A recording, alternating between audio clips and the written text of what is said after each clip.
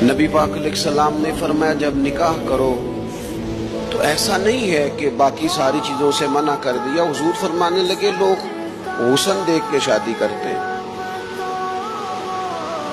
حسن کسی وقت انسان کو غرور میں مبتلا کر دیتا ہے.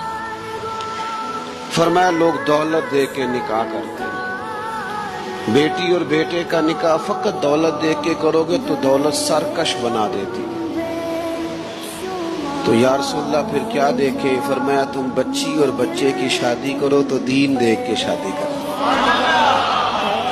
اور ایک مقام پہ حضور نے فرمایا کالا رنگ ہو اور اس کے ناک کان میں سوراخ ہو اور اگر دیندار اور با اخلاق ہو تو وہ تمہارے حق میں بہتر ہے.